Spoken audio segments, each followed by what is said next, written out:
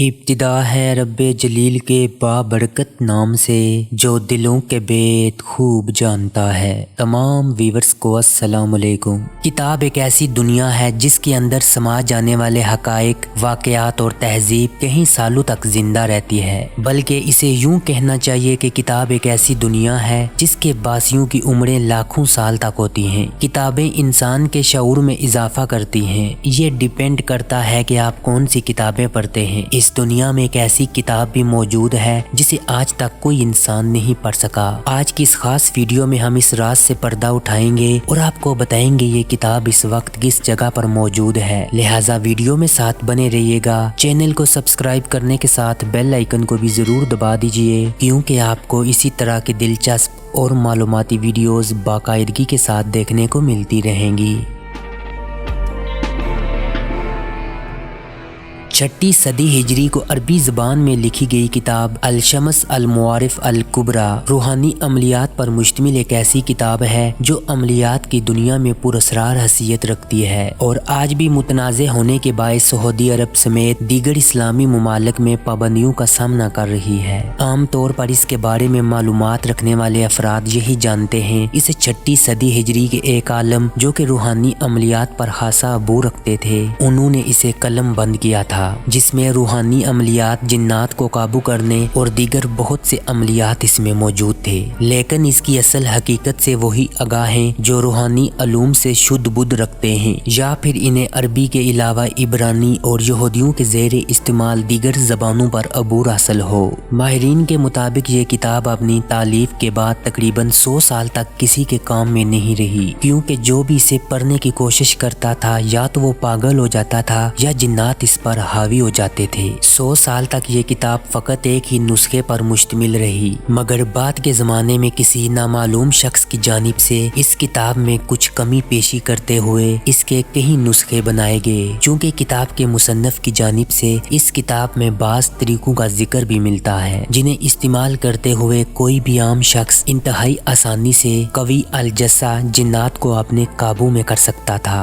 اسی لیے جنات اس کتاب کی حفاظت کرتے تھے تاکہ کوئی اسے پڑھ نہ سکے۔ بعد ازاں ایک نامعلوم عامل کی جانب سے اس میں کچھ تعریف کرتے ہوئے ایسے جادوئی نسخوں کو نکال دیا گیا تھا جس کی بنا پر جنات اس کتاب کی حفاظت پر خود کو مامور کیے ہوئے ہیں، لیکن اب بھی اس کتاب میں موجود کالے علوم اور جنات کو قابو کرنے کے دیگر طریقوں کی موجودگی کے باعث کوئی عام شخص اس پوری کتاب کو سمجھ کر نہیں پڑھ پایا اور اس کو پڑھنے کی کوشش کرنے والے افراد مرگی اور دیگر بیماریوں میں مبتلا ہوتے چلے گئے۔ اگرچہ علماء کی جانب سے احتیاط کو بروئے کار رکھتے ہوئے اس کتاب اور اس کے مصنف پر انتہائی محتاط انداز میں تبصرہ کیا جاتا ہے۔ یہودی اور اس کتاب کو اسلام کے نام پر کفر کا مجموعہ قرار دیا جاتا ہے۔ شاید یہی وجہ ہے کہ سعودی عرب سمیت کئی اسلامی ممالک میں اس کتاب پر سخت پابندی ہے۔ اس کتاب کے مؤلف امام احمد بن علی البونی ہیں، جو 5ویں صدی ہجری کے اوائل میں پیدا ہوئے اور 6 صدی ہجری کے اوائل میں اس دنیا سے رخصت ہوئے۔ ان کا آبائی تعلق الجزائر کے شہر بونا سے تھا۔ اس کتاب کا تعلق فقہی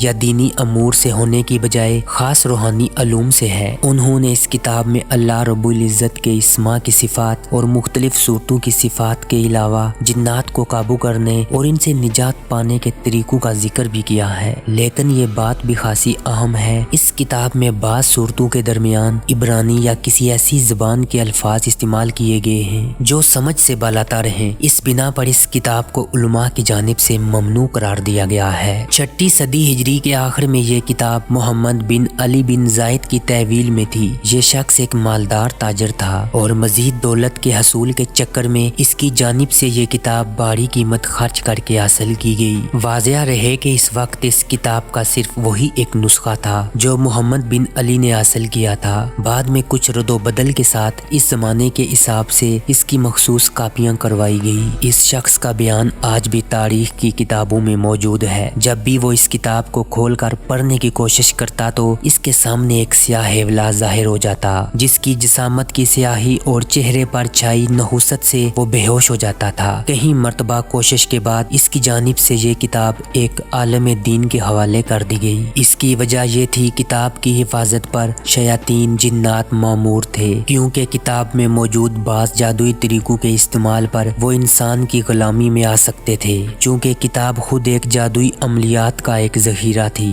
वो इस बात पर कादर थे इस किताब को कुछ नुकसान न पहुँचे। चंद वाक़यात पेश आने के बाद ये किताब मंजर आम से गायब हो गई और 7वीं सदी हिजरी में जब वो एक बार फिर मंजर आम पर आई, इसमें मौजूद एक हद तक मवाद को ख़त्म किया जा चुका था। जो अमलियात के बराबर ज़रा भी शुद्ध बुद्ध रखता हो वो खुद फौरी नागहानी आफत या बला से दो चार हो जाता है। इस किताब के वो कौन से हिस्से या जुज हैं जिन्हें पढ़ने से इंसान मुश्किलात का शिकार हो जाता है, क्योंकि अब तक सामने आने वाले वाक़यात में हर वो शख्स अपने ऊपर आने वाली नागहानी आफत के बाद ये बात मुकम्मल तौर पर भूल चुका होता है वो किस हिस्से या किस जुज को पढ़ रहा था। अगरचे उलमा का अमूमन इस बात पर इत्फाक है ये किताब बज़ाहिर कुरानी आयात रूहानी वज़ाइफ का मजमुआ होने के बावजूद अपने अंदर कसरत से पाए जाने वाले गैर मारूफ अल्फाज जुमलों की बिना पर बड़ी हद तक मशकूक खसियत के हामिल है। आज भी अल शम्स अल मुआरिफ अल कुबरा के नाम से अमलियात की कुतुब मौजूद हैं जिनका उर्दू तर्जमा भी दस्तयाब है, मगर ये वो किताब नहीं जो अहमद बिन अली अल बूनी ने कलम बंद की थी और मुसन्निफ का नाम अहमद बिन अली अल बूनी लिखते हुए अपनी हसीयत से पेश करते हैं। वीडियो के मुतालिक अपनी राय कमेंट बॉक्स में ज़रूर दीजिएगा। आपसे होगी मुलाकात अगली वीडियो में, तब तक के लिए मुझे दीजिएगा इजाज़त। अल्लाह निगहबान।